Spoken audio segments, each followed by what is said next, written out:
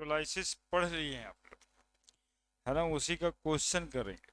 और पिछले दिन इलेक्ट्रोलाइटिक कंडक्शन भी पढ़े थे, और molar conductivity how depends on concentration पढ़ के रखे हैं। उसमें कोहलर्च लॉ पढ़ना है, एप्लीकेशन ऑफ कोहलर्च लॉ पढ़ना है, उसके भी क्वेश्चन ही बनाने हैं। ठीक है, तो ऐसा करो ना कि अगला वाला भी मांग लो ना, उसमें भी दो चार क्वेश्चन होगा तो हम बता ही देंगे। हाँ, इलेक्ट्रोलाइटिक कंडक्शन होगा तो अगला टॉपिक का ना, इसके बाद वाला दे दीजिए। 1 litre of 1 molar CuSO4 solution is electrolyzed. Solution is electrolyzed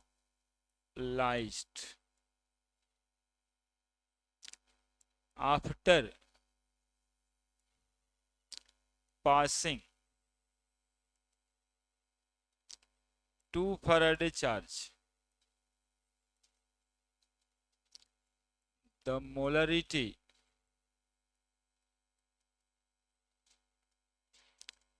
of copper sulfate will be। अच्छा क्वेश्चन है, 1-2 साल पहले आईआईटी का ही क्वेश्चन है। क्या कहता है ये?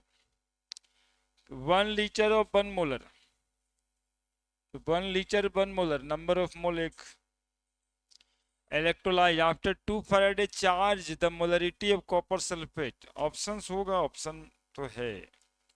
ऑप्शन ए है m/2, बी है m/4, सी है m, डी है 0। यही ना है ऑप्शन? कॉपर सल्फेट में कॉपर 2+ है, ये 2 इलेक्ट्रॉन गेन करके कॉपर के रूप में डिपॉजिट हो जाएगा। यानी 2 फैराडे चार्ज यदि हम इसमें देंगे तो 1 मोल कॉपर डिपॉजिट हो जाएगा। क्या? तो 1 मोल कॉपर डिपॉजिट हो जाएगा 2 फैराडे चार्ज देने से, तो डिपॉजिट हो जाएगा, तो सॉल्यूशन में तो कुछ नहीं बचेगा। क्या? Number of mole is equal to molarity गुना वॉल्यूम। मोलरिटी कितना दिया है? 1। और वॉल्यूम कितना दिया है? लीटर में। यानी नंबर ऑफ मोल कितना है? तो 1 मोल तो है ही है ये। तो 1 मोल 2 फैराडे चार्ज लेने के बाद कॉपर के रूप में कैथोड पर डिपॉजिट हो जाएगा, डिपॉजिटेड ऑन कैथोड। आप बताओ तुम ही लोग, जब डिपॉजिट हो जाएगा तो सॉल्यूशन में बचेगा क्या कॉपर? तो नहीं बचेगा, तो आंसर 0। इतना देर लगा तुमको?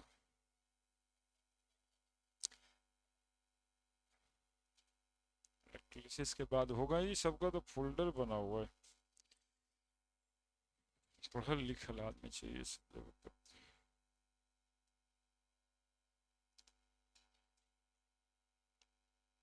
देखिए कैसे बन गया आईटी वाला सवाल।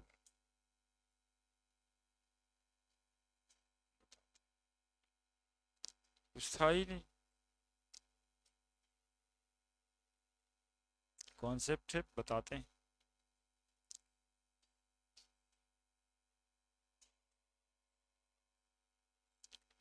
कुछ कुछ सवाल को हम सोचते हैं ना कि बचपन ऐसे ही बना देगा, ऐसे ही बना देगा। वो वाला बचपन से नहीं बनता, पूछना जरूरी है, ये सवाल उसी में था।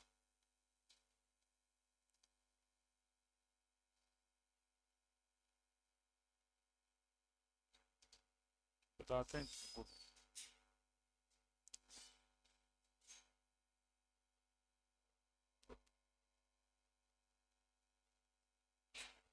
जानते हो ज्यादातर सवाल W = E/F × IT से नहीं बनता है। सब लोग लगाना चाहता है, ज्यादातर सवाल ही कॉन्सेप्चुअली बन जाता है ऐसे, इसमें कुछ नहीं लगा।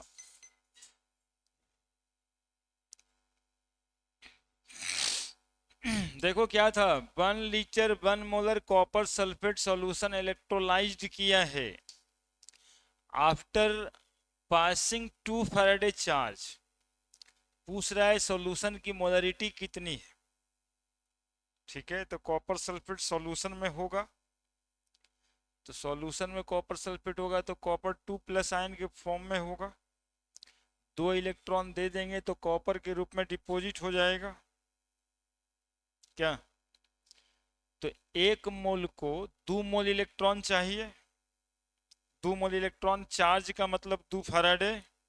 समझ में आ रहा है ना कि 2 फैराडे कैसे लिख दिए, ये दिक्कत है बताओ।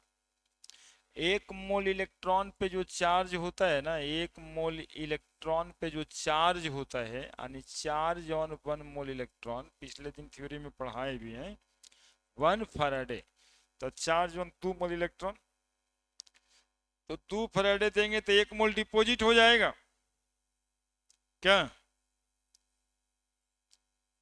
डिपॉजिट होने का मतलब है कैथोड पे डिपॉजिट हो जाएगा, तो सॉल्यूशन में कुछ बचेगा, 1 मोल तो नहीं बचेगा कुछ भी। ठीक है, 1 मोल से ज्यादा यदि लिए हुए होंगे तो सॉल्यूशन में रहेगा। तो लिए कितना थे, 1 लीटर 1 मोलर कॉपर सल्फेट, तो नंबर ऑफ मोल बराबर मोलरिटी गुना वॉल्यूम।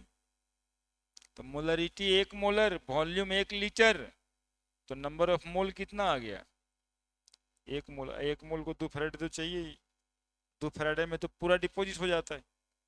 तो बताओ the molarity of copper sulphate. पर बचा कुछ क्या, यदि यही यहाँ पे लिया रहता यदि 2 मोल, तो डिपॉजिट होता हमारा 1 मोल, और 1 मोल सॉल्यूशन में रह जाता, तो मोलरिटी कहते m हो गया। ठीक है, 0.5, 1.5 मोल यदि ये आ जाता तो कहते 0.5 हो गया, m/2 हो गया। ठीक है, यदि बचेगा सॉल्यूशन में तब तो कंसंट्रेशन होगा, सारा का सारा डिपॉजिट हो गया, तो molarity of remaining solution is 0। Copper sulphate is 0 since 1 mole deposited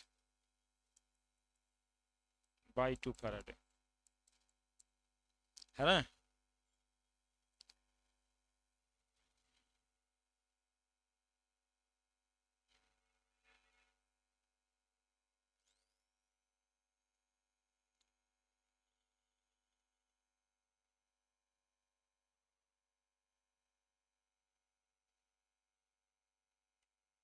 concept है, कॉन्सेप्ट का सवाल तो आता ही रहेगा, है ना। वो देखना पड़ेगा कि कितना चार्ज कितना डिपोजिशन हो रहा है, यदि बच जाएगा, ज्यादा होगा कम होगा तो बातें होगी। और बोलो 15 नंबर।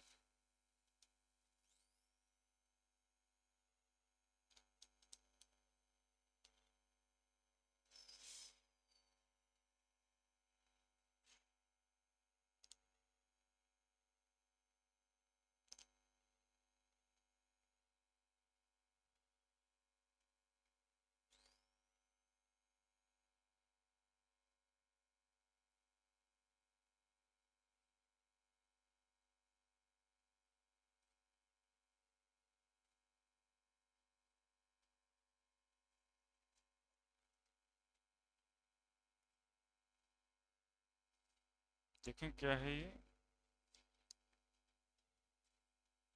कंडक्शन लिखा है इलेक्ट्रोलाइट, इसमें 1 2 नंबर नहीं दिया हुआ था भैया। ठीक है, ऐसी जरूरत है ही है, लेकिन नंबर से होगा ना, 1 2 3 4 5 नहीं दिया हुआ क्या। अच्छा ठीक है, ऐसे ही रेगुलर दे दीजिएगा सब।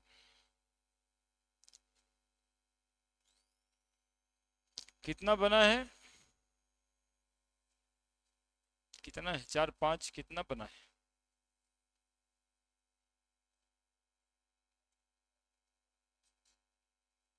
अच्छा ठीक,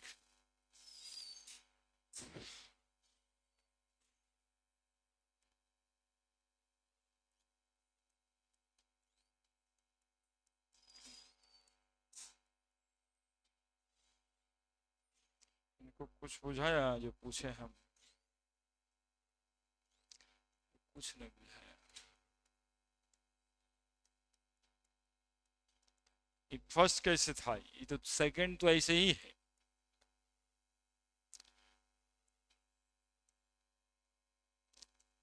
और ये सेकंड भी नहीं है, ये ऑलरेडी चौथा चल रहा है।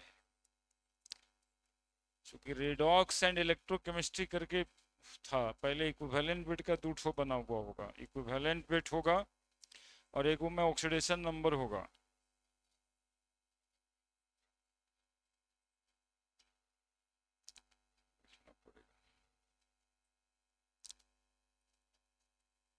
बैलेंसिंग वाला सवाल नहीं बनाया है, वो ऑक्सीडेशन नंबर में ही एक आधो को होगा। ऑक्सीडेशन नंबर बनाए थे।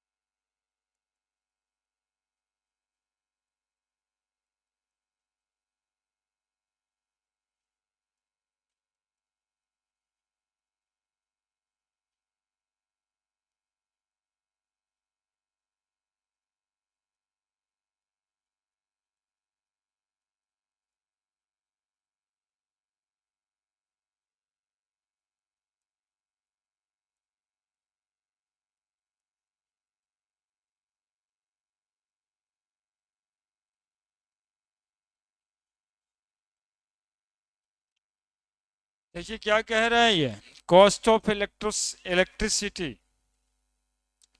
For the production of x liter hydrogen at NTP at cathode is rupees x. Then the cost of production of x liter O2 at NTP at anode will be, यानी hydrogen cathode पे, oxygen anode पे निकलेगा। ठीक है, तो एक experiment कर लेते हैं। H2O, या वो भी जरूरी नहीं है, आप ऐसे बना दो इसको, काहे के लिए ज़्यादा, H प्लस एक इलेक्ट्रॉन ले करके हाफ H2 बनाएगा, तो 2H प्लस 2 इलेक्ट्रॉन लेकर के क्या बनाएगा, H2। आणि 2 फराडे आणि 2 यूनिट, ठीक है, चाहिए होता है 1 मोल हाइड्रोजन गैस के प्रोडक्शन के लिए, है ना। 1 मोल में 22.4 लीटर होगा, उसी को मान लेते हैं 1 लीटर क्वेश्चन के हिसाब से। क्या, चूंकि अगला ऑक्सीजन भी 1 लीटर है क्वेश्चन में, आणि वो भी 22.4 लीटर, आणि वो भी 1 मोल। तो ऑक्सीजन के पास चलते हैं, तो ऑक्सीजन को 2 माइनस होता है, और 2 ऑक्सीजन होगा तभी तो एक O2 बनेगा। तो कितना इलेक्ट्रॉन का हेर फेर होना है, 4 इलेक्ट्रॉन का, तब जाके O2 बनेगा। तो इसको कितना यूनिट चाहिए,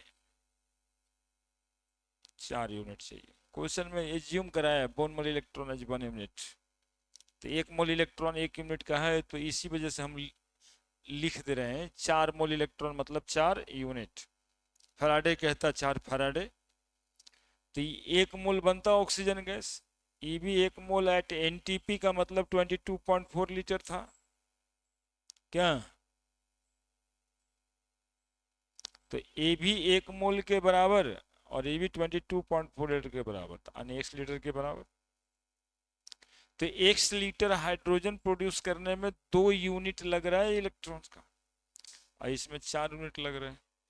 अब सवाल पढ़िए, 100 रुपया खर्च बता रहा है 1 लीटर हाइड्रोजन का, तो 1 लीटर ऑक्सीजन का खर्चा कितना हो जाएगा, जितना ये है उसे दोगुना, दैट इज 2x।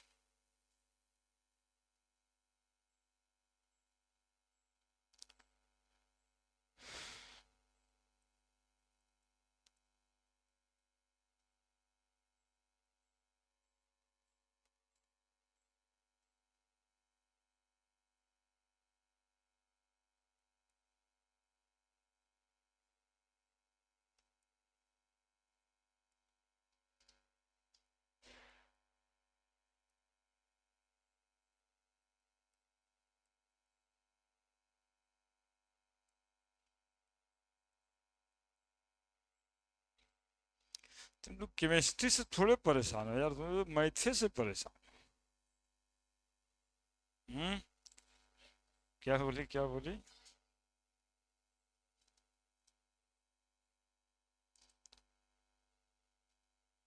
और क्वेश्चन है?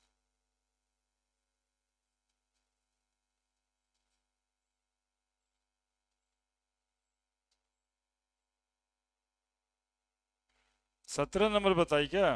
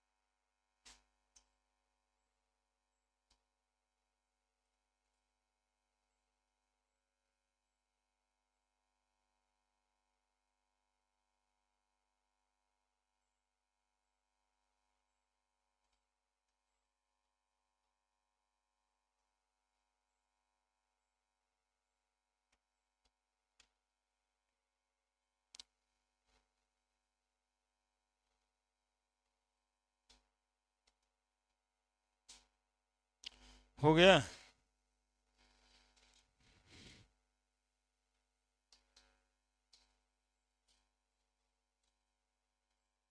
17 नंबर क्वेश्चन पेपर है सबके पास? If the aqueous solution of the following salt are electrolyzed for 1 hour with 10 ampere current, है सबके पास? लिखना नहीं पड़ेगा, नहीं तो लिखना पड़ेगा। डीपीपी का 17 number. aqueous solution of following salt, नहीं है यार।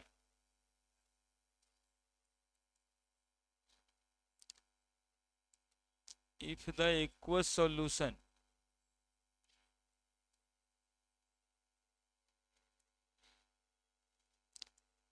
of the following salt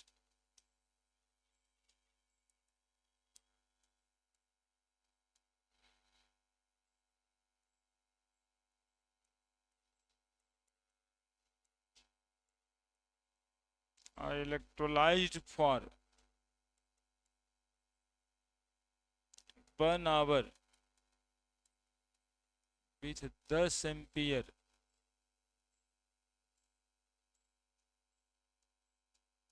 current, which solution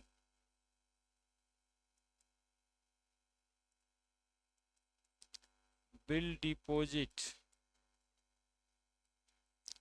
the maximum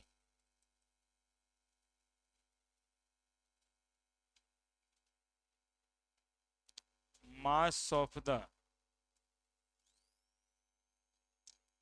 metal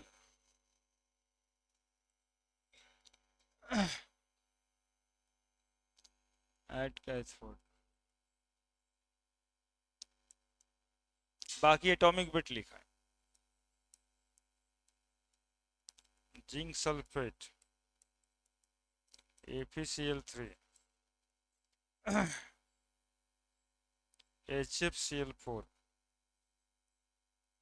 WCl6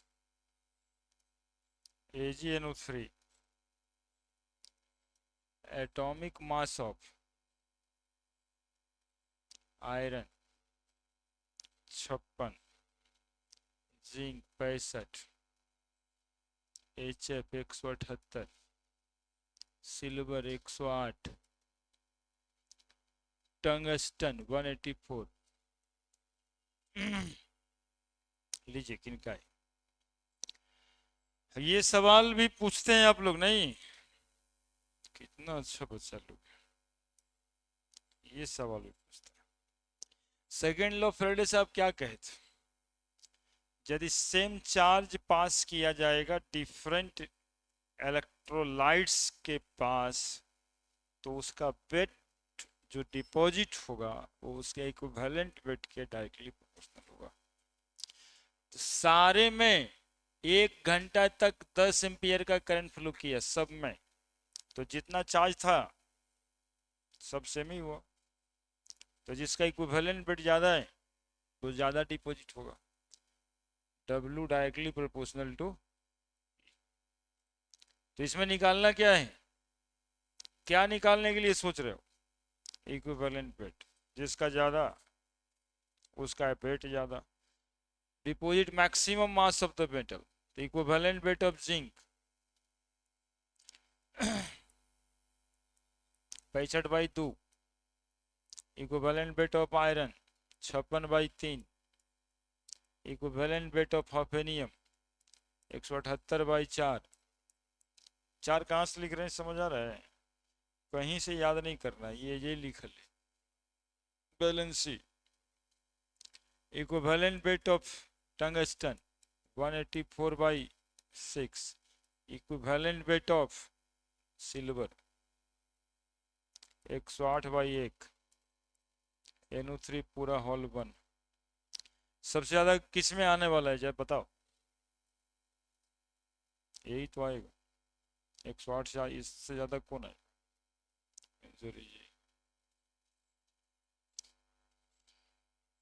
यही बात है, परीक्षा के लिए पढ़ते हैं अपने लिए नहीं। अपने लिए पढ़ते तो इसको आत्मसात करते ना कि किसका बिट ज्यादा डिपॉजिट हो, जिसका इक्विवेलेंट बिट ज्यादा होता है। तो सवाल आने के बाद सोचते हैं कि अच्छा ये तो सर ना बताए थे।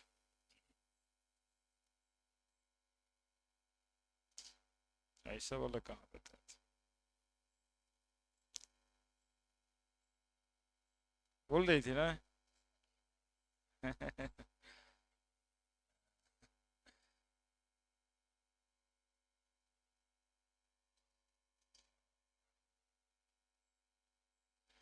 देखिए एक्चुअली में क्या कि क्या बताया जाए इसको क्या बताया जाए, तो सवाल कहाँ से पूछने की कोशिश कर रहा है। एग्जाम कंसेप्चुअल है तो जानते क्या है, लॉ तो आपसे पूछ नहीं सकता है कि राइट फैराडे सेकंड लॉ, लेकिन फैराडे सेकंड लॉ ही पूछा है वो। उसने कहा है कि weight of substance deposited directly proportional to equivalent weight if the same charge passes across different voltameter. लाइए मेडिकल वाला क्वेश्चन बैंक, बताइए क्वेश्चन नंबर 49। पढ़ी जाते हैं question.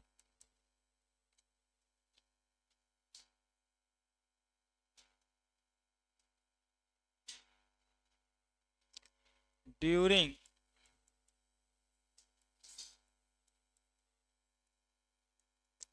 electrolysis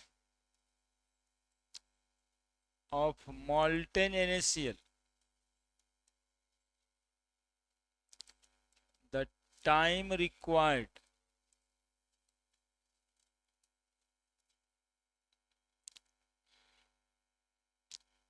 to produce 0.1 mole of chlorine पूछ रहा है gas using a current of 3 ampere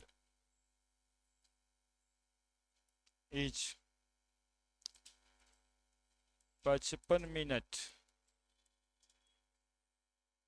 110 minute 220 minute 330 minute.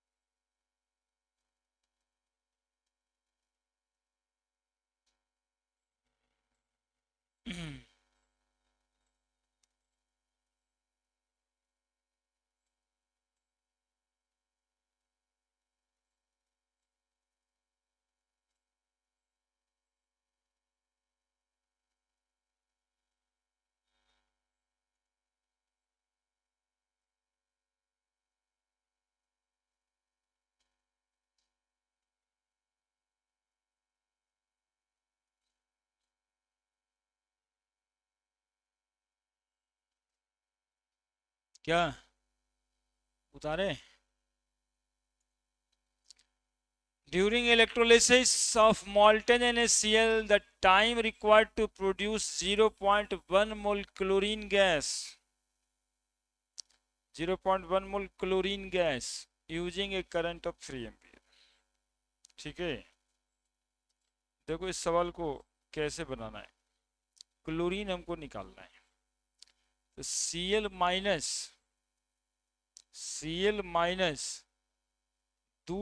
Minus 2 electron, एक उस Cl2 गैस मिलेगा, NaCl से निकले, KCl से निकले, जहां से ये निकलेगा तो फाइनली ऐसे ही।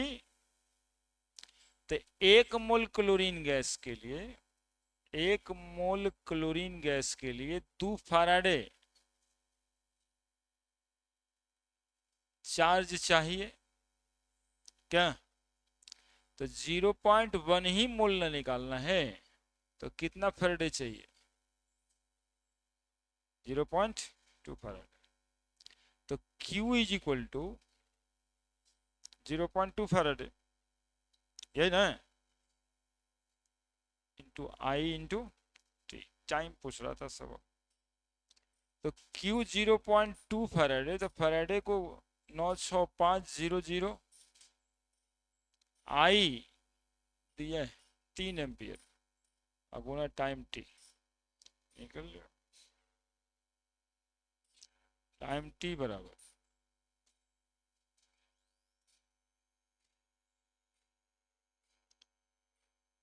बाई 3। क्या पॉइंट हटा दिया, 10 कट गया, 0 5 10 0 बच गया, 1 6 दूनी 12, 1 13 3 बच गया, 1 9 दूनी 18, 1 19 बाई 3, 3 6 18, 1 3 3 चौक 12, 1 0 3 तिया 9, 1 0 3 तिया 9 सेकेंड बाई 60 मिनट। क्या? तो 60 1 600 10 4 3 3 110 मिनट, 660 आता है अप्रोक्स। 107 नहीं है ऑप्शन में, 55 के बाद सीधा 110 ही है।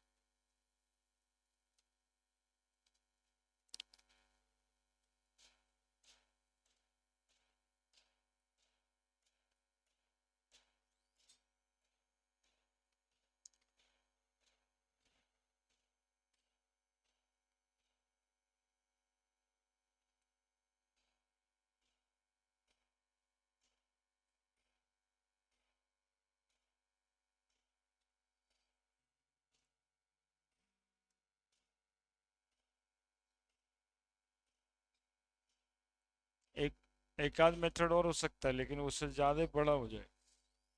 W बराबर E by F into I T करने, जरूरत नहीं है ना। NaCl मॉल्टेन वाले का पूरा इलेक्ट्रोलिसिस लिखना पड़ेगा, बड़ा तो वहीं से हो जाए, तो जरूरत क्या है। तो Cl कहीं से भी निकल गए, कॉन्सेप्ट यही है, ये ज़्यादा अच्छा मेथड। किसी भी गैस को निकलने में जो ये वाला बेसिक बात है, ये कोई बदल नहीं सकता। तो यहाँ से समझ में आ जाता है कितना उसको फैराडे चाहिए, कितना कूलम चाहिए। तो टाइम पूछे या करंट पूछे, बन जाएगा सवाल। बोलो अगला, बंद कर दो इसको, ढकेलो तो कितना हल्का बनने लगता है। बोलो अगला।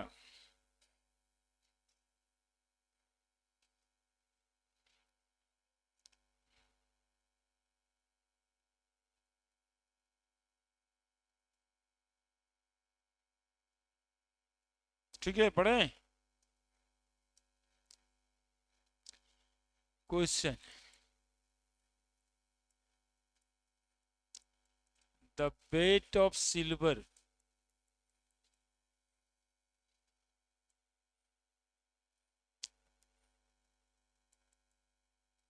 displaced by a quantity of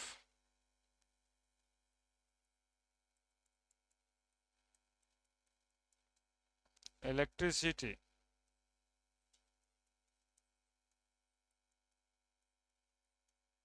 which displace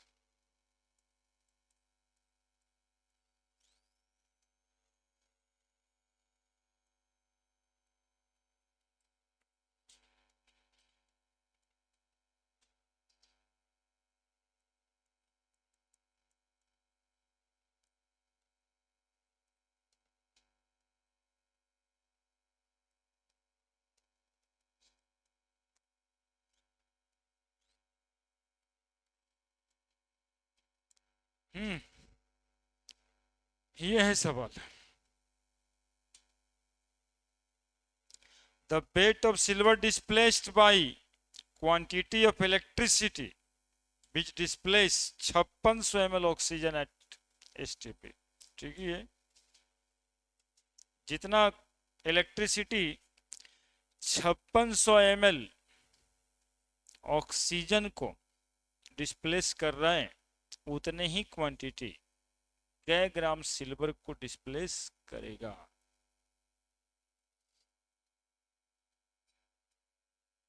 हमको तो ऐसे आंसर पता है, 108 ग्राम। कैसे?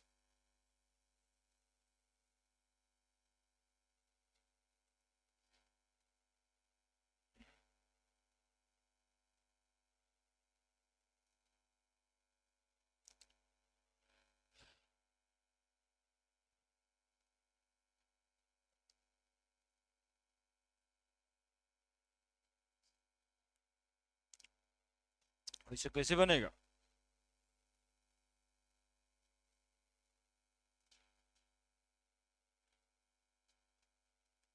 लिखे?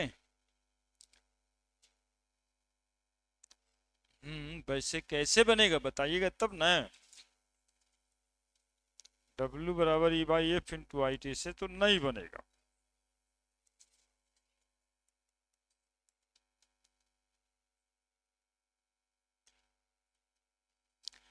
देखिए क्या कर रहा है यहाँ पर, दो कंपैरिजन है कि 5600 ml ऑक्सीजन एसटीपी पे जितने क्वांटिटी ऑफ इलेक्ट्रिसिटी से डिस्प्लेस होते उतने ही अमाउंट ऑफ इलेक्ट्रिसिटी से कै ग्राम सिल्वर डिस्प्लेस होगा। चार्ज सेम है, फ्राइडे का सेकेंड लॉ लगता है साहब, W1 बाई W2 बराबर E1 बाई टू।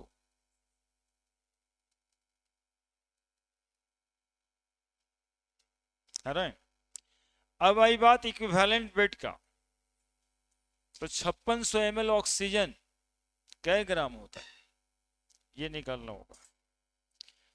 तो 22,400 ml ऑक्सीजन, तो हम मोल कंसेप्ट में चले जाएंगे, एक मोल होता है और एक मोल में 32 ग्राम होता है क्या? तो 5600 ml ऑक्सीजन 32 बटा 22,400 गुना 56 ग्राम। इक्विवेलेंट वेट भी ऐसे निकलता है 5600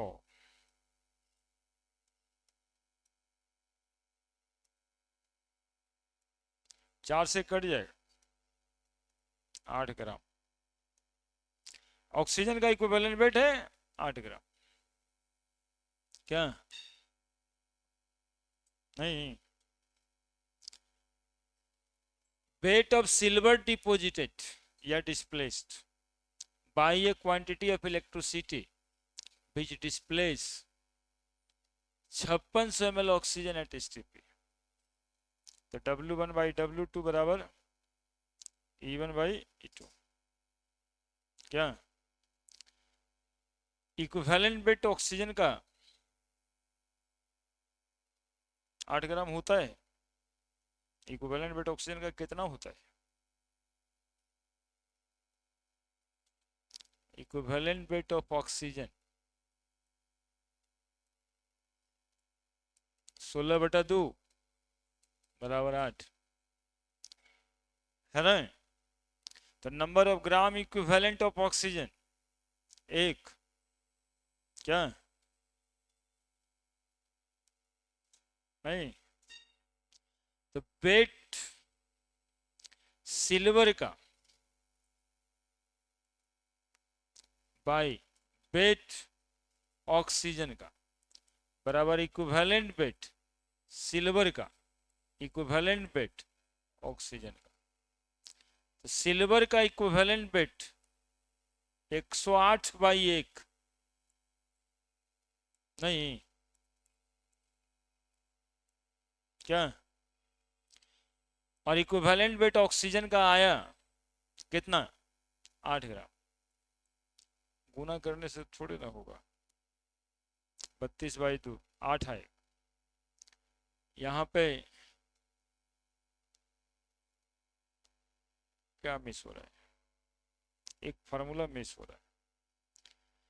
number of gram equivalent weight बटा इक्विवेलेंट वेट को कहते हैं। ठीक है, यदि ऑक्सीजन का 8 ग्राम डिपॉजिट हुआ तो 8 हो गया weight deposit by equivalent weight भी हो गया 8। तो 8 कट गया तो 1 ग्राम इक्विवेलेंट डिपॉजिट हो गया। तो यदि सिल्वर ऑक्सीजन का 1 ग्राम डिपॉजिट हुआ तो सिल्वर का भी 1 ग्राम इक्विवेलेंट ही डिपॉजिट होगा, है ना। 1 Faraday is the amount of charge we deposit 1 gram equivalent of any substance. यानी नंबर ऑफ ग्राम इक्विवेलेंट यदि सिल्वर का ऑक्सीजन का 1 आया तो सिल्वर भी 1 ग्राम इक्विवेलेंट डिपॉजिट होगा। तो सिल्वर का 1 ग्राम इक्विवेलेंट का वेट कितना होगा? यानी 108 ग्राम। सिल्वर का 1 ग्राम इक्विवेलेंट 108/1 यानी 108 ग्राम। लेकिन बनाए कैसे? बना तो नहीं, ये तो दिख रहा था ऊपर से ही कि 5600 ml ऑक्सीजन का मतलब है 1 ग्राम इक्विवेलेंट 8 ग्राम। तो सिल्वर भी 1 ग्राम इक्विवेलेंट डिपॉजिट होगा। तो 1 ग्राम इक्विवेलेंट डिपॉजिट होगा मतलब 108 ग्राम डिपॉजिट होगा। लेकिन इसको फ्लोर पे ले आना चाहिए था। ये 8 ग्राम हुआ, इक्विवेलेंट वेट ऑफ ऑक्सीजन भी 8 ही होता है। तो नंबर ऑफ ग्राम इक्विवेलेंट 8। इसकी जरूरत यहाँ भी नहीं है, फॉर्मूले की जरूरत है, कॉन्सेप्ट ही चाहिए। The number of gram equivalent भी ऑक्सीजन का, the number of gram equivalent of oxygen, formula जानता है ना जी ग्राम इक्विवेलेंट का? वेट बटा इक्विवेलेंट वेट कहते हैं बाबू। 8/8 बराबर 1। ठीक है, तो वेट बटा इक्विवेलेंट वेट ऑक्सीजन का बराबर होगा वेट बटा इक्विवेलेंट वेट किसका? सिल्वर का। यही ना पढ़े थे सेकंड लॉ में, इसी को ना W1/W2 बराबर E1/2 कहते हैं। तो ये कितना ग्राम इक्विवेलेंट के बराबर आया? 1 ग्राम इक्विवेलेंट बराबर क्या?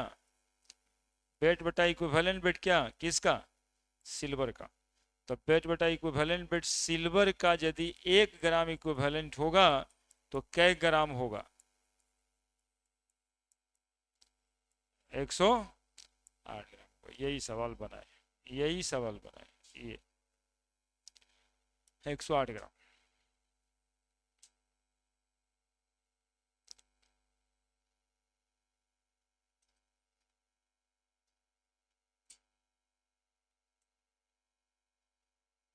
W1/W2 नहीं, W/E है ना। ऑक्सीजन का बराबर होगा W/E सिल्वर का। तो W/E ऑक्सीजन का 1 है तो W/E सिल्वर का 1 ग्राम होगा, 1 ग्राम इक्विवेलेंट। तो 1 ग्राम इक्विवेलेंट सिल्वर मतलब 108 ग्राम।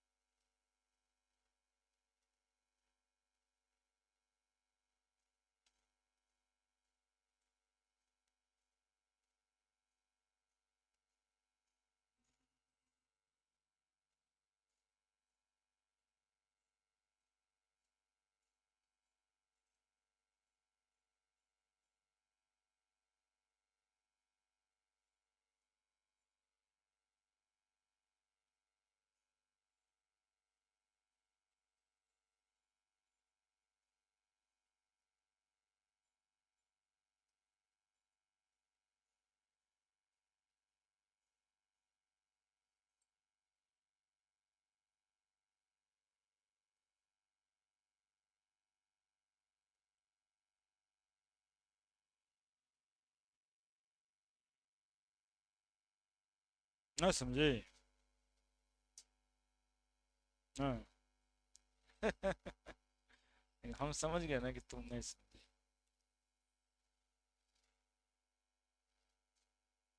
तो क्या सोचे? Gram equivalent. एक फार्मूला होता है, नंबर ऑफ ग्राम इक्विवेलेंट किसी भी चीज का निकालते हैं ना, तो वेट बटा इक्विवेलेंट वेट होता है। तो सिल्वर का वेट बटा इक्विवेलेंट वेट, 1 ग्राम इक्विवेलेंट बराबर वेट बटा इक्विवेलेंट वेट। क्या? तो सिल्वर का नंबर ऑफ ग्राम इक्विवेलेंट एक यदि होगा, यानी बराबर एक होगा, तो वेट कितना होगा, ये ना पूछ रहा है। तो सिल्वर का इक्विवेलेंट वेट होता है 108 बटा वैलेंसी 1। इक्विवेलेंट वेट बराबर एटॉमिक वेट बाई वैलेंसी। तो वेट 108 ग्राम आ गया।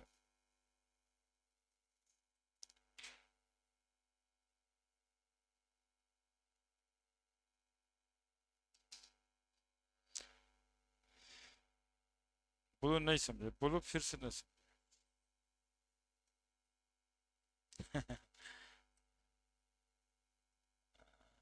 हम लोग जो समझते हैं ना, जैसे होता क्या है ना कि एटॉमिक वेट हम लोग बहुत आसानी से लेते हैं ना, कि सिल्वर है तो एटॉमिक वेट 108, इसमें क्या समझाना। वैसे ही नंबर ऑफ ग्राम इक्विवेलेंट यदि एक होगा तो वेट कितना होगा सबस्टांस का, हम लोग ये भी समझते हैं। तो उसी वजह से 108 ग्राम लिख दिए। ठीक है, ऐसे रुकिए। हमें करना क्या है, देखो जी, इसका सेकंड मेथड बता रहे हैं।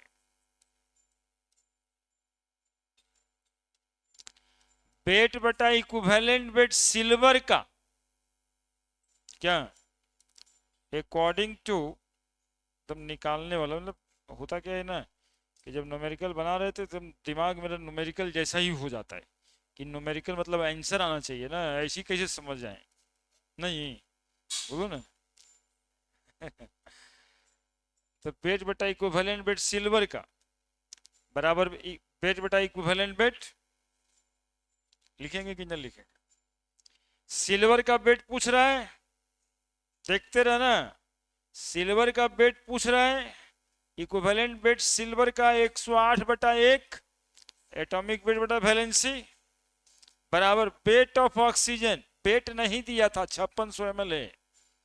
तो 5600 ml के लिए ये वाला तो समझ में आया, 22,400 ml 32 ग्राम, तो 5600 ml बराबर कै ग्राम, 8 ग्राम। नहीं समझ में आया तो यहीं पे पुट कर देंगे फिर से हम, 32 बटा 22,400 गुना 5600, वेट ऑफ ऑक्सीजन बटा equivalent weight of oxygen already 8 ही होता है।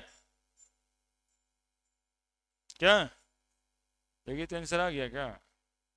5600 से 4 कट गया, 4 8 32। तो सिल्वर का वेट बाई 108 बराबर 8/8, कट गया। सिल्वर का वेट कितना है? अब खुश? ये जो लिखा जाता है ना वेट बटा इक्विवेलेंट, ये नंबर ऑफ ग्राम इक्विवेलेंट है मोल कंसेप्ट का।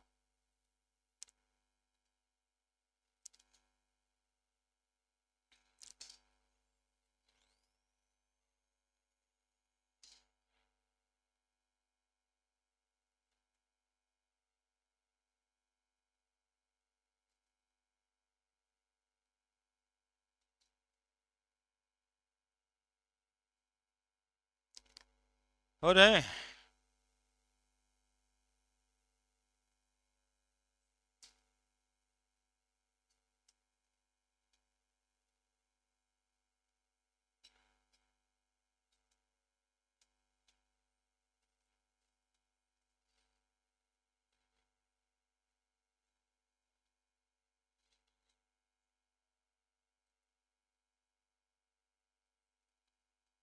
एक और है question. 4.5 gram aluminium is deposited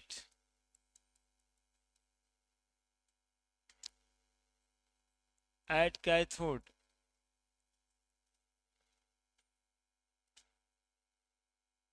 from Al3 plus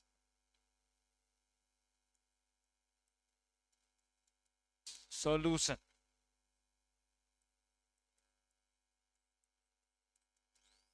by certain quantity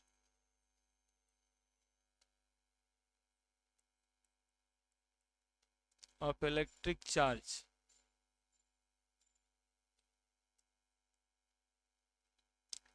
the volume of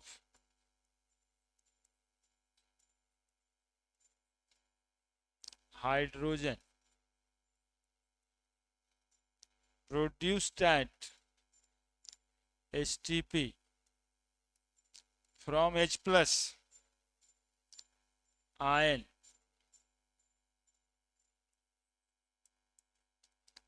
in solution by the same quantity of electric charge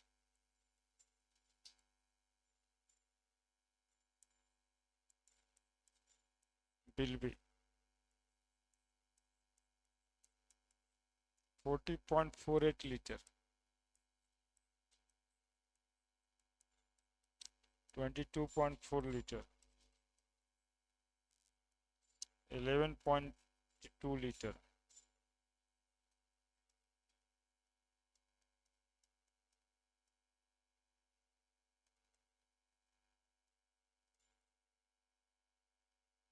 हम्म हम्म बनाइए। रांची जाएगा दिवाकर?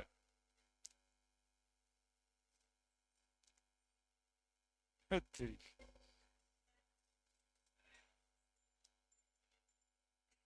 कौन चैप्टर पढ़ा रहे थे सर?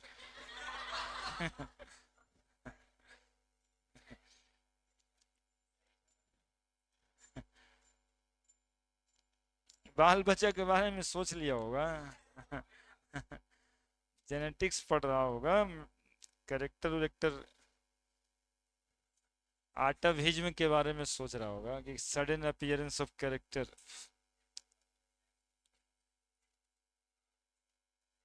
सोच लिया है।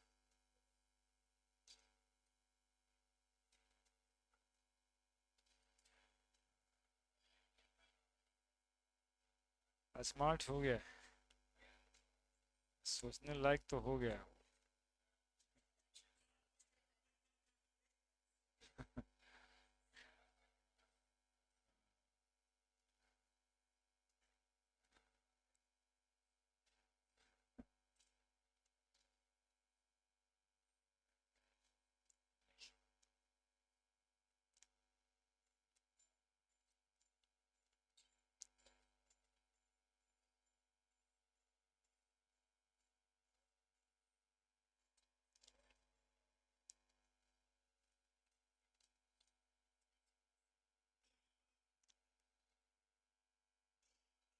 लॉन तुम आईटी लग क्वेश्चन बाद में पूछेगी क्या?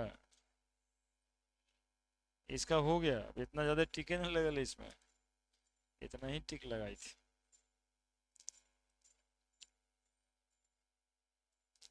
इसमें तो हम भी खोज के दे देंगे।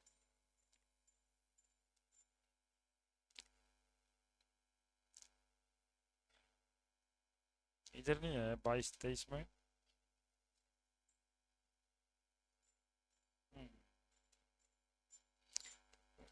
मेडिकल ही से उठा के दिए होंगे।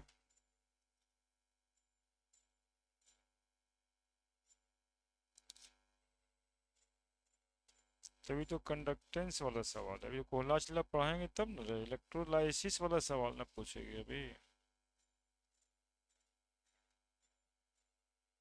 बनाओ।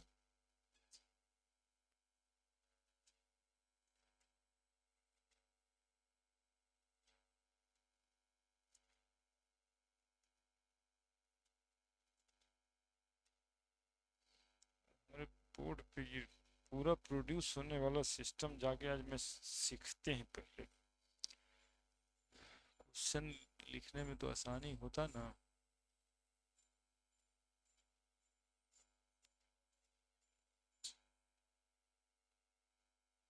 इतना सब कुछ जोड़ने वाला सब रखल है, सब ऐसे ही खाली है। फिर यहाँ से दिखता है 1 2 3 4 5 6 7 8, 8 चीज इसमें जुड़ेगा। आज तक जुड़ता एक को है, 8 पॉइंट दिया हुआ है जोड़ने के लिए, केवल इधर इधरों तो वो है। इस सब कुछ ना कुछ जुड़ता होगा कंप्यूटर वाला।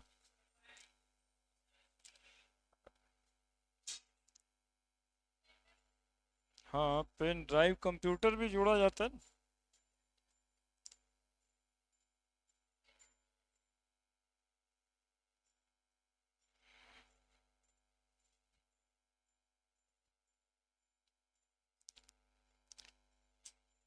हाँ, तो उसमें ऐसे कैसे होगा कि तुमको जो नहीं पता पहले से पेन ड्राइव में रहेगा? ऐसे थोड़ी होगा, तो लिखना ही होगा। हाँ, यही है, ऐसे ही होगा।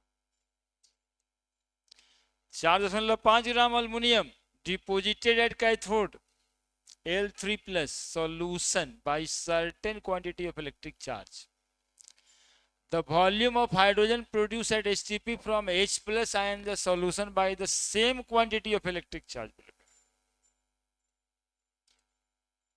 मतलब Al3+ 4.5 ग्राम जितना चार्ज से डिपोजिट होगा उतना ही चार्ज से हाइड्रोजन कितना लीटर डिपोजिट होगा, यही पूछ रहे हैं।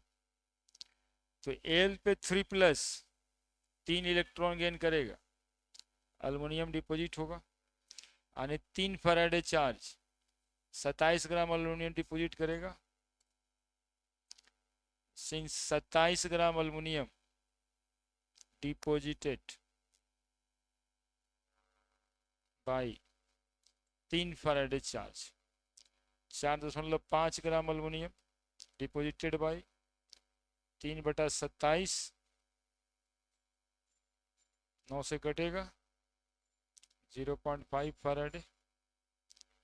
अब 0.5 फैराडे से हाइड्रोजन कितना, तो हाइड्रोजन के डिपोजिट होने के लिए या इवॉल्व होने के लिए H+ लिखेंगे, 2H+, 2 इलेक्ट्रॉन गेन करेगा, हाइड्रोजन बनेगा। 1 मोल यानी 22.4 litre at HTP produced by 2 Faraday, तो है 0.5 फैराडे, तो 22.4 लीटर हाइड्रोजन प्रोड्यूस बाई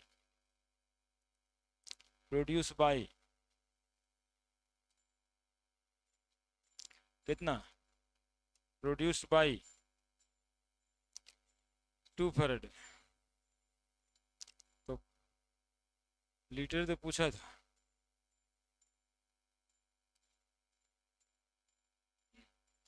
एक एक नियम लगाने का मेथड होता है कि 2 फैराडे प्रोड्यूस 22.4 लीटर हाइड्रोजन, इसलिए 0.5 फैराडे।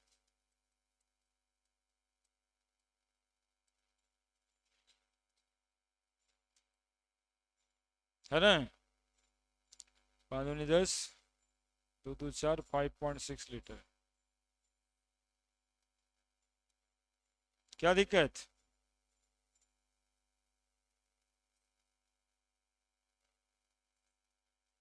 दो बार लगाना पड़ेगा।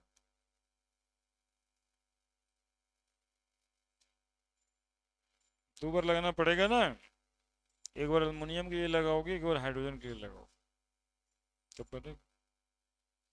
लेकिन कॉन्सेप्चुअल ये सीखोगे ना, किसी भी लैंग्वेज वाले क्वेश्चन के साथ भिड़ने में आसानी होगा। इसलिए इसको ज़्यादातर फार्मूला से पढ़े नहीं चाहिए, कॉन्सेप्ट पे चले जाना चाहिए।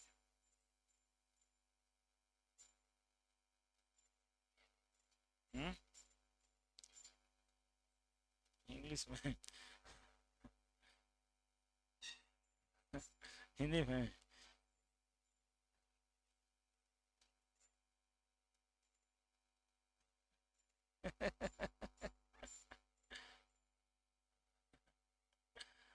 डॉग्स एंड डॉक्टर्स नहीं होता है।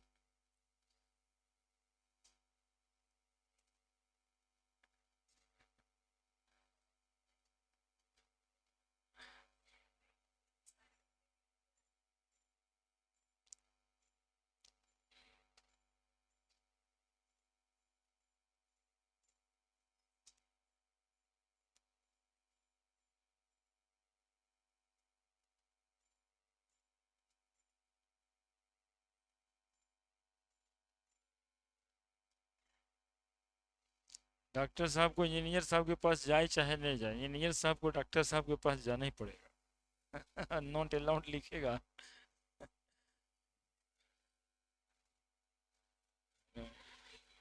हाँ? घर तो अपनों से बनाया जा सकता है। लेकिन कंप्यूटरवा से दवाई खाने में दिखते। इसलिए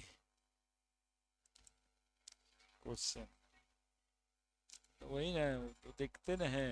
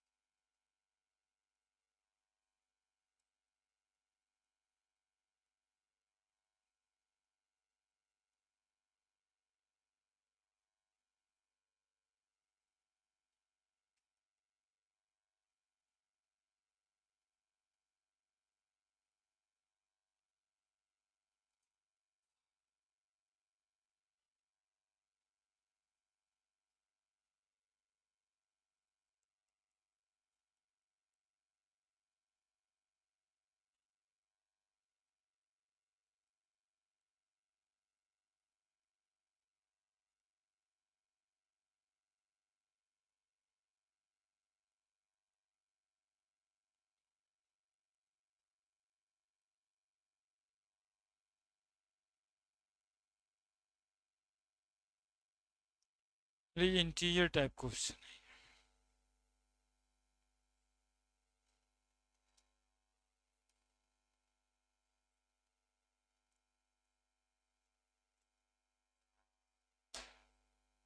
है।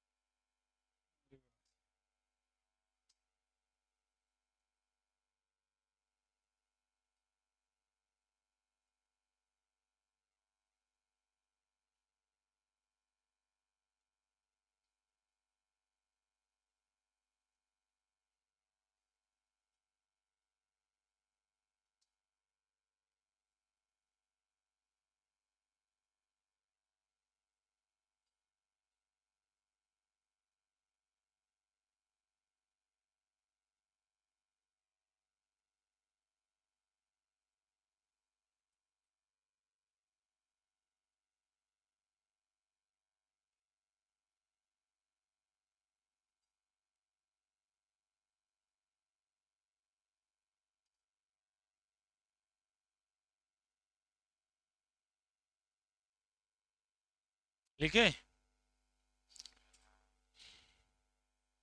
an acidic solution of dichromate is electrolyzed for 8 minute, कितना देर, 8 minute, using 2 ampere current, time दिया है, आई दिया है, चार्ज निकल जाएगा। As per the following equation, ये इक्वेशन है, the amount of Cr3 plus obtained was इतना ग्राम, the efficiency for the process, efficiency है ना। सबसे पहले इस इक्वेशन से हम लोग ये समझ लें कि 6 फैराडे चार्ज लग रहा होगा, तो 2 क्रोमियम आयन आ रहा है, मतलब 52 ग्राम लिखा है क्रोमियम का एटॉमिक मास, 52 इंटू 2 ग्राम डिपोजिट हो जाता है 6 फैराडे में, क्या 6 गुना 96500 कूलम में इतना ग्राम डिपोजिट हो जाता है। तो क्यू कितना आ रहा है, तो आई टी, तो 2 एम्पियर 8 मिनट गुना 60 सेकेंड,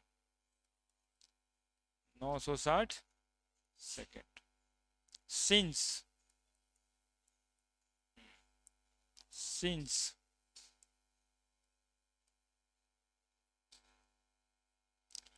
6 फॅरेडे आणि 6 गुना 96500 कूलम है ना, डिपॉजिट इतना ग्राम 104 ग्राम, तो पड़ तो रहा है 960 ही कूलम ना, 960 कूलम डिपॉजिट 104 बटा 6 गुना 96500 गुना 960 है ना। सॉल्व करके थोड़ा बताओ कितना ग्राम आता है, 1696 क्या 160, दैट इज 104 गुना 160 बटा 96500,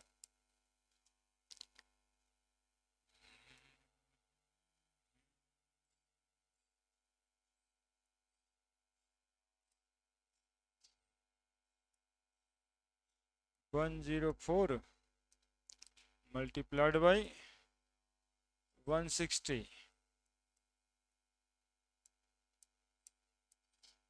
14640 बाई 96500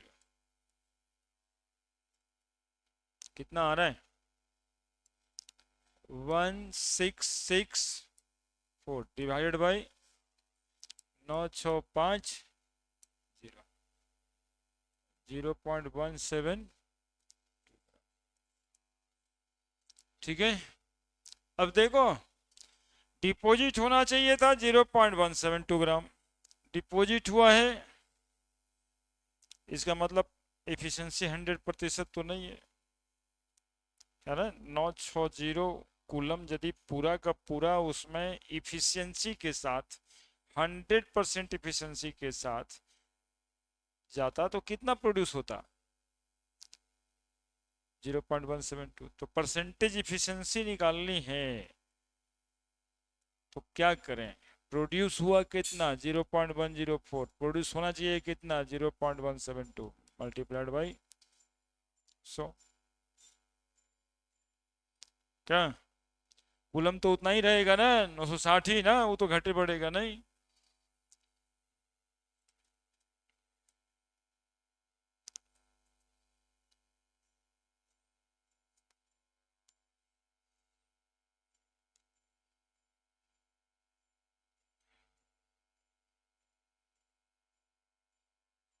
होगा 60.60 आ रहा है, 60 राउंड अप कर, आसानी है।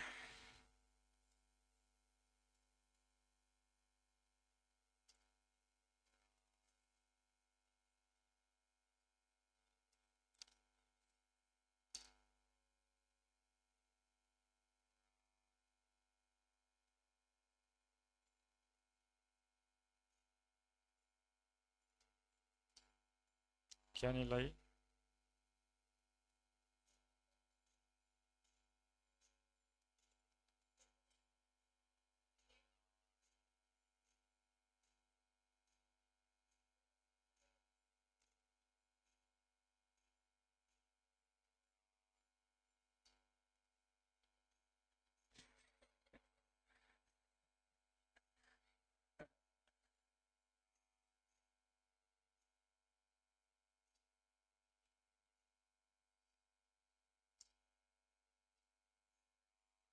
हो गया? कुछ पढ़ाना भी था यार। क्वेश्चन तो उससे ज्यादा कॉन्सेप्ट से तो नहीं है, बनाने नहीं आता है तो वो सीखना चाहिए हमसे। 108 gram silver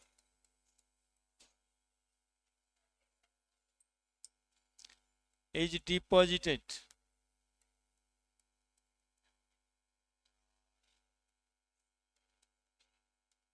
at cathode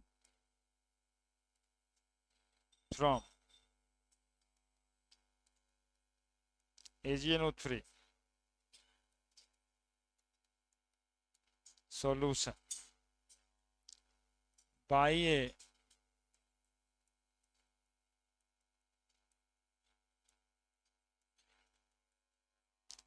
certain quantity of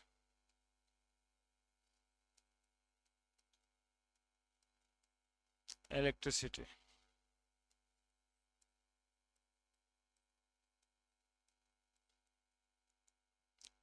The volume of oxygen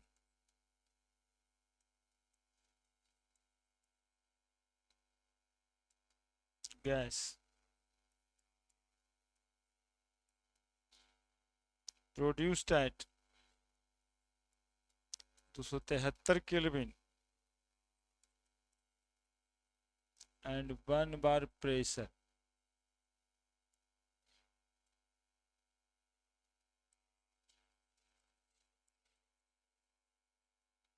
from water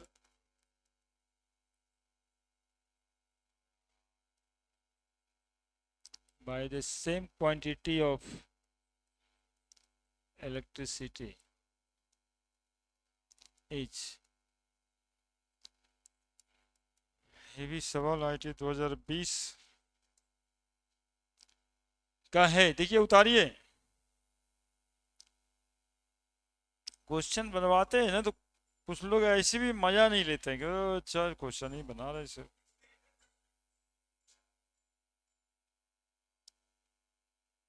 देखिए उसमें 69, 74, 75, 67 ये सब बनेगा बच्चे, पूरा हमको दिख रहा है बनता हुआ। हाँ उसके बाद वो रणबीर कपूर वाला सवाल बनेगा सब। यहाँ से लेकर के यहाँ से लेकर के यहाँ तक तो रणबीर कपूर है।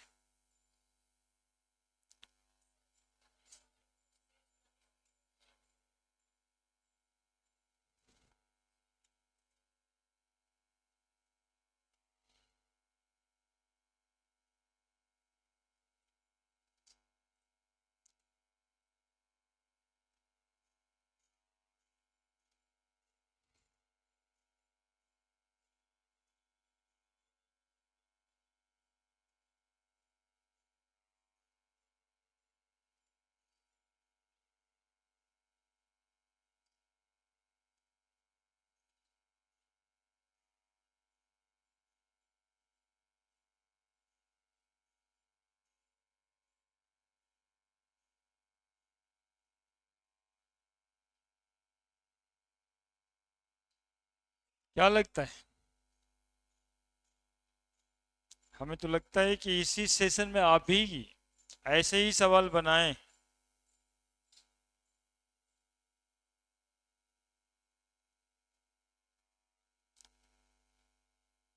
गैल्वेनिक सेल तुम्हारे सेट में आया था, पीएच वाला क्वेश्चन। हाँ नहीं नहीं, गैल्वेनिक सेल से पीएच रिलेट करके भी एक सेट में आया है जो बिल्कुल आसान था। 0.059 इंटू 10 होता है उसका। अभी आएगा। 3 टॉपिक है इसका, इलेक्ट्रोलिसिस से, कंडक्शन से वो गैल्वेनिक सेल्स। तीन टॉपिक में एक टॉपिक आता ही आता है। 108 gram silver deposited at cathode from silver nitrate, ठीक तो है, by certain quantity of electricity, बढ़िया है। ठीक है, क्या दिक्कत है इसमें? सब अच्छा है। The volume of oxygen get produce STP पे 5.4 लीटर 1 मोल का, by the same from water by the same quantity of, जितना से वो, तो AgNO3 में सिल्वर पर प्लस चार्ज है, एक इलेक्ट्रॉन देंगे सिल्वर के रूप में डिपॉजिट होगा, 1 फैराडे चाहिए, 1 फैराडे से 108 ग्राम प्रोड्यूस हो जा रहा है। अब पूछ रहा है कि वो एक ही फैराडे से हाइड्रोजन का कितना वॉल्यूम प्रोड्यूस होगा। सही बता रहे हैं, 2H+, 2 इलेक्ट्रॉन वाटर से जाए चाहे किसी एसिड से जाए चाहे कहीं से जाए, हाइड्रोजन गैस तो तभी प्रोड्यूस होता है। तो 2 फैराडे ऑक्सीजन के बारे में, the volume of oxygen gas, oh sorry oxygen gas, ये हाइड्रोजन गैस पूछता तब बनाते, लेकिन ऑक्सीजन गैस पूछ रहा था। तो 2 ऑक्सीजन पे 2 - 4 इलेक्ट्रॉन, तब O2 बनेगा, यानी 4 फैराडे 22,400 ml, है ना, लीटर में 22.4 लीटर।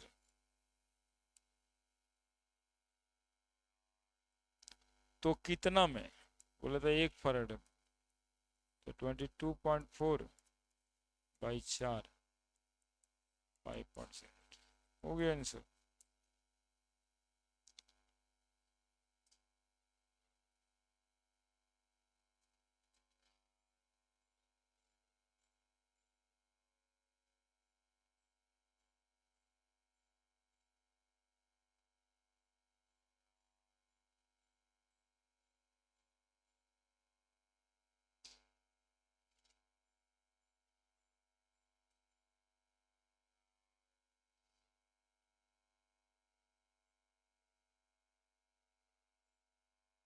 तो उसी से निकाला 1 फैराडे। 108 ग्राम सिल्वर डिपॉजिट जितना क्वांटिटी ऑफ इलेक्ट्रिसिटी से हुआ, तो 1 फैराडे से हुआ, उतना ही इलेक्ट्रिसिटी ऑक्सीजन के निकालने में कितना लीटर प्रोड्यूस होगा। तो ये 1 फैराडे ही ना, यहाँ पर ये 1 फैराडे लेके हम आ रहे हैं, वही 1 फैराडे ना यहाँ पर।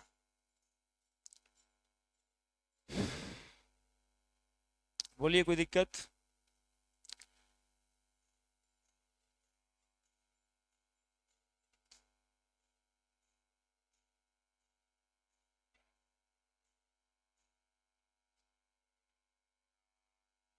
15 मिनट का ही तो है वो। कोहलार्च लॉ है, इलेक्ट्रोलाइटिक कंडक्शन कैसे डिपेंड करता है, मोलर कंडक्टिविटी पे देख चुके थे आप।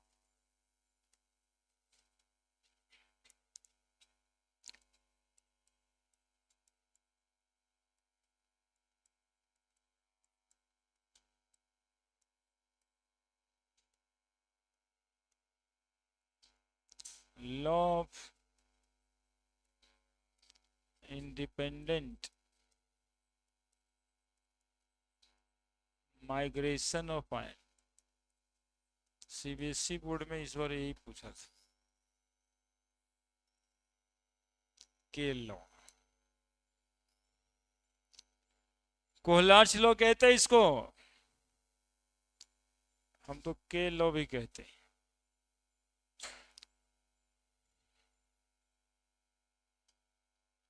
कोहलार्च law, law of independent migration of ion, ये कहते हैं कि इलेक्ट्रोलाइट्स के आयंस जो होते हैं वो एक दूसरे से इंडिपेंडेंट होके मूव करते हैं। मतलब देखे होंगे ना इलेक्ट्रोलिसिस में, Na सोडियम आयन कैथोड पे जाता है, Cl- आयन एनोड पे जाता है, तो ये दोनों के माइग्रेशन में कोई डिपेंडेंसी नहीं है, they will independent from each other, law of independent migration of ion. और ऐसा करके हर एक आयन जो कंडक्टिविटी ब्रिंग करती है, हर आयन जो कंडक्टिविटी ब्रिंग करती है, उस टोटल सम को जोड़ देंगे तो मोलर कंडक्टिविटी इलेक्ट्रोलाइट का निकल जाएगा। बस यही कहना चाहते हैं कि दो आयंस सॉल्यूशन में इंडिपेंडेंटली मूव करते हैं, हर आयन की मोलर कंडक्टिविटी जोड़ दिया जाएगा तो इलेक्ट्रोलाइट की मोलर कंडक्टिविटी इनफाइनाइट डायल्यूशन पे निकल जाएगी। ठीक है, that is the Kohlrausch law. In the electrolytic solution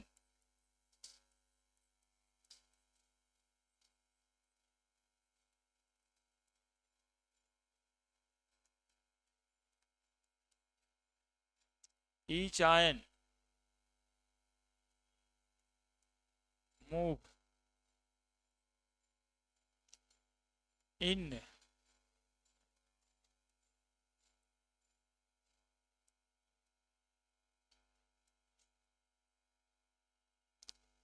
independently in the electrolytic solution. Each ion move independently from each other.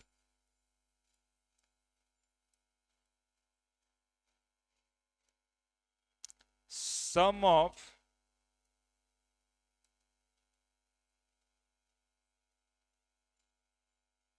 molar conductivity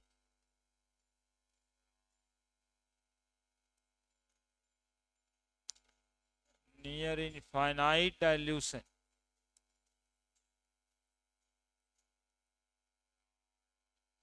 of each ion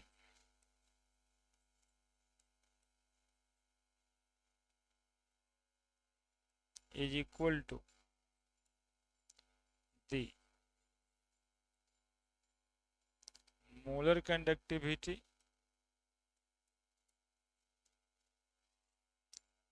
of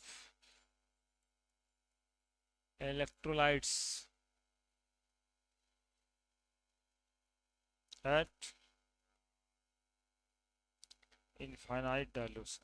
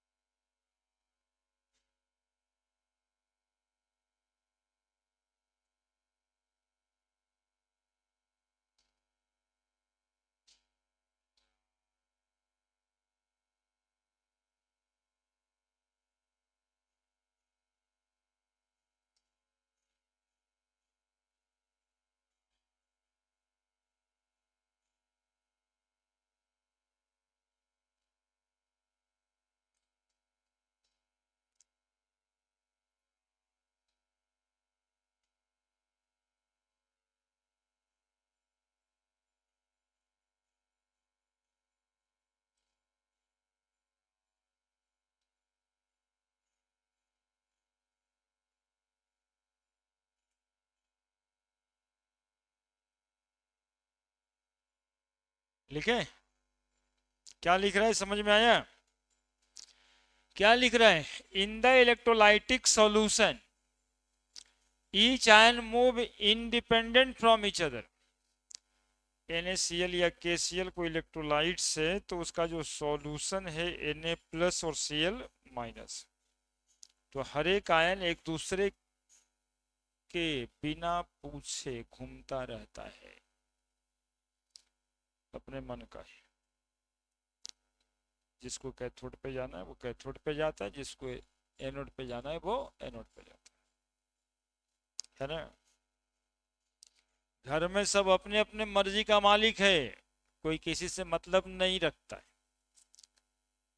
महीना के last में पूछा जाता है घर की आमदनी कितनी हुई, घर की आमदनी कितनी, तो जितना मेंबर था सबके आमदनी को जोड़ देते, घर की आमदनी हो जाती, किसी को कोई मतलब नहीं फिर से। वही बात, देखो क्या कहते हैं, sum of molar conductivity near infinite dilution of each ion. हर आयन की मोलर कंडक्टिविटी इनफाइनाइट डाइल्यूशन पे equal to molar conductivity of electrolyte at infinite dilution. एक इलेक्ट्रोलाइट की मोलर कंडक्टिविटी क्या होगी, तो कहता है कि हर आयन के मोलर कंडक्टिविटी के सम के बराबर। जैसे lambda infinity X B by infinity पढ़ा होगा ना कल, molar conductivity at infinite dilution, X into, इसको लिख के दिखाते हैं, ये लिख लिया है, देखिए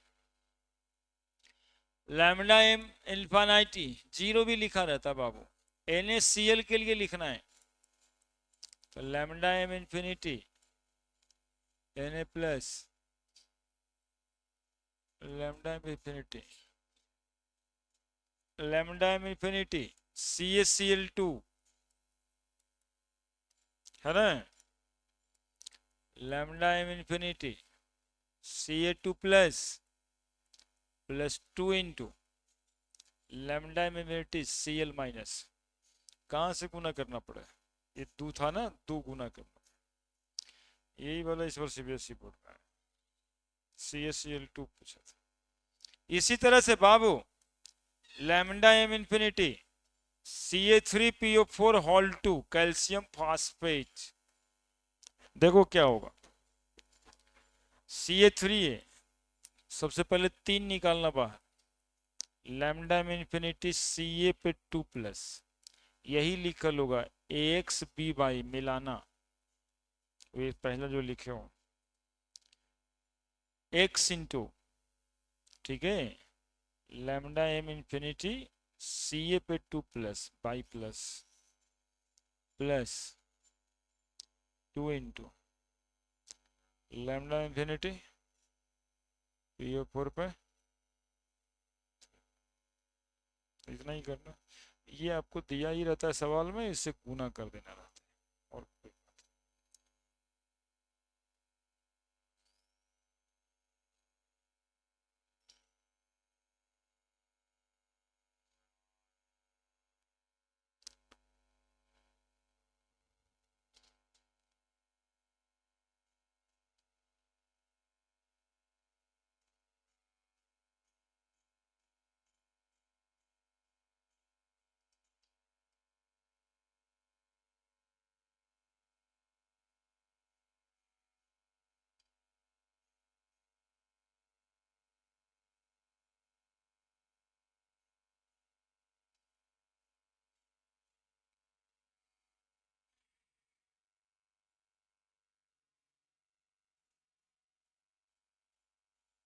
लिमिटिंग मोलर कंडक्टिविटी भी कहते हैं।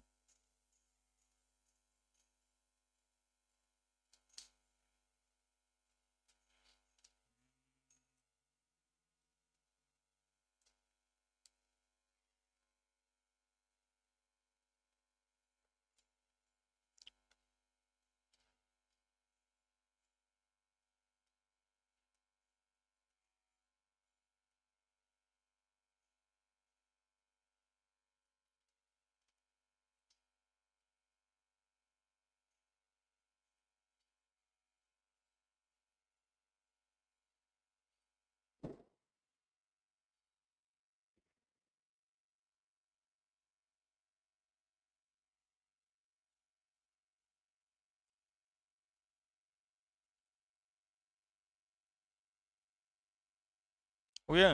3-4 को क्वेश्चन दिखाई दे रहे हैं। इसमें क्या होता है कि सोडियम एसिटेट का दिया रहता है, NaCl का दिया रहता है, और आपको HCl का पूछता है या एसिटिक एसिड का पूछता है, तो आयन तोड़ के सबको जोड़ना रहता है। आता है।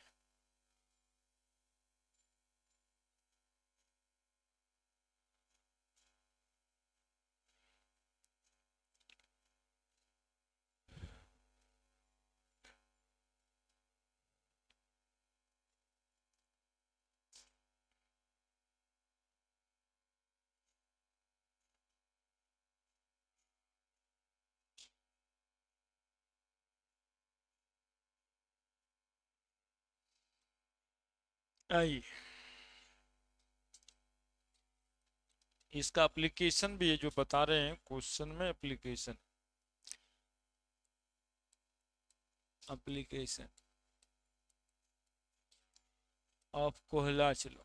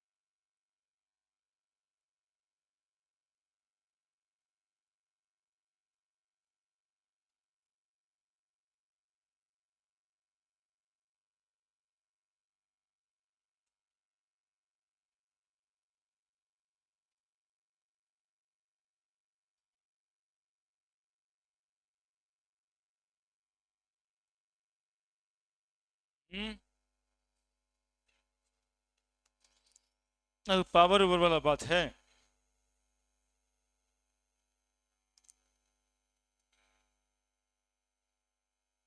तो दिवाकर क्या पढ़े बायोलॉजी में आज?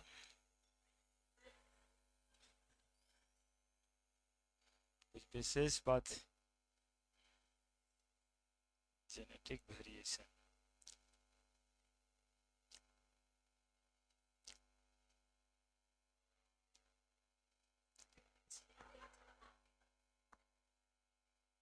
जेनेटिक वेरिएशन करना है, जाके नाइजीरिया में बिया करना होगा।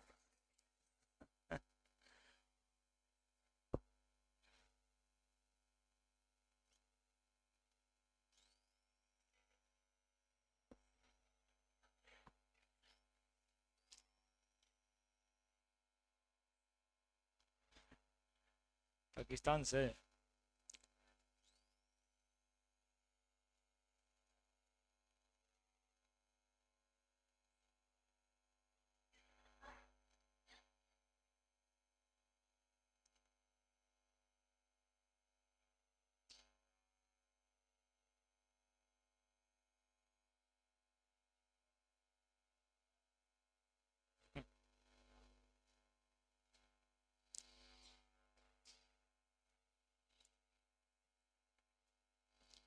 क्या करेंगे?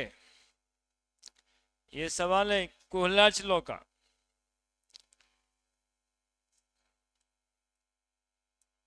Limiting molar conductivity polar slow actually में एप्लीकेशन लिखें, मतलब ये निकालने के काम में ही आता है। हाँ, 3 इक्वेशन आएगा, तीनों को जोड़ के वो लाना है। देखो NaCl, KBr और KCl 126, 152, 150। मोलर कंडक्टिविटी NaBr का पूछ रहा है, तो लैम्डा एम नॉट NaBr का यानी lambda am not Na plus चाहिए आपको, और lambda am not Br minus चाहिए आपको। Na मिल जाएगा इससे और Br मिल जाएगा इससे, ज्यादा क्या हो जाएगा Na और K। देखो तो कहाँ गया एक तो, ज्यादा क्या हो जाएगा, NaBr चाहिए और KCl ज्यादा, तो KCl यहाँ है, कट जाएगा। ये दोनों को जोड़ दें और इसको घटा दें। बुझाया कोच क्या वर्क करने वाले हैं? नहीं, लैम्डा एम Na प्लस चाहिए, लैम्डा एम Br माइनस चाहिए। तो Na इसमें है ना, NaBr किस में, NaCl में, और Br है ना KBr में। तो यदि हम lambda naught for NaCl KBr को जोड़ दें, NaCl plus lambda am not KBr जोड़ देते हैं तो माइनस कर देते हैं लैम्डा एम नॉट, तो ऊपर वाला नहीं आएगा, यहाँ से Na मिल जाएगा, यहाँ से Br मिल जाएगा, और Cl ज्यादा रहेगा और K ज्यादा रहेगा, माइनस जाके काट देगा क्या। तो NaCl का कितना वैल्यू दिया है,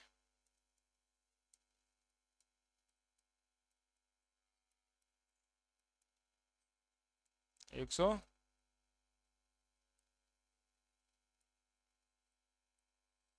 कितना आसान है।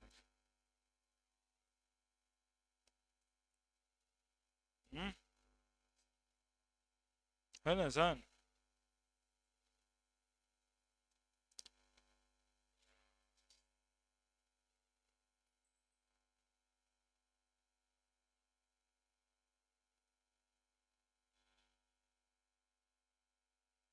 रुको,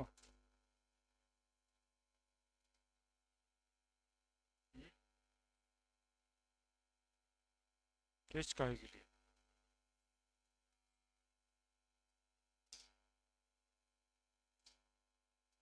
रुकिए। एप्लीकेशन नंबर 1 था ये, हो गया होगा। Application number 2, calculation of degree of dissociation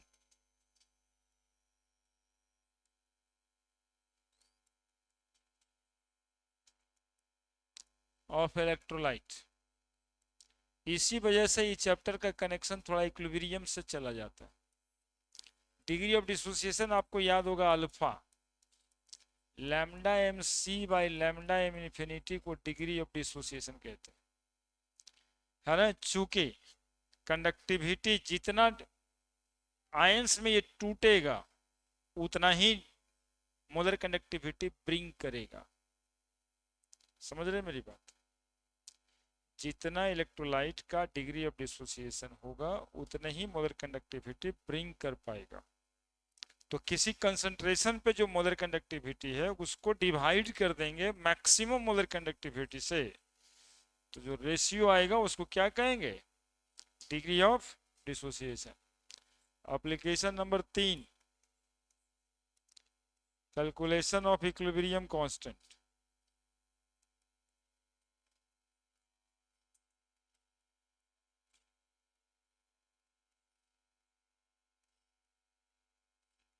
of weak electrolyte.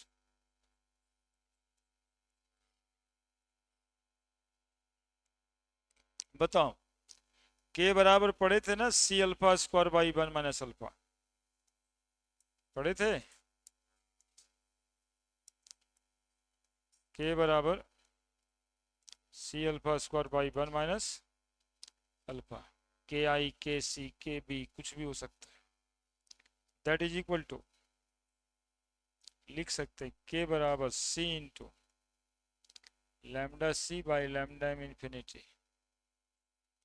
का whole square by 1 minus lambda M C by lambda M infinity, के बराबर C into lambda M C का whole square by lambda M infinity का whole square, lambda M infinity minus lambda M C, है ना। तो लिख सकते हैं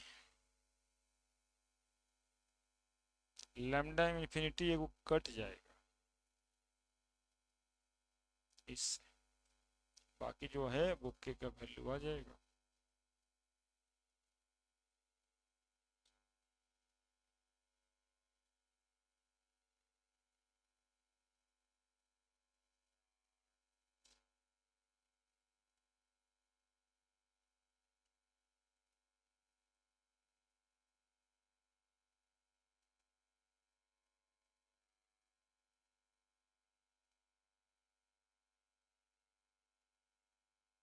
इससे आपको इक्विलिब्रियम कांस्टेंट निकलेगा।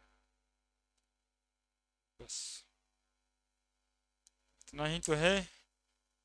इसके बाद हम लोग पढ़ेंगे अगले क्लास में गैल्वेनिक सेल। तब तक इसका क्वेश्चन बनाइए, है ना। गैल्वेनिक सेल फिर शुरू करते हैं, फिर एक दिन न्यूमेरिकल बना। कल 9 से 12 है ना, 9 साढ़े 9 बजे तक आ ही जाइएगा। कल वाले में पीरियोडिक टेबल, कल पीरियोडिक टेबल पढ़ाई करते हैं कोशिश।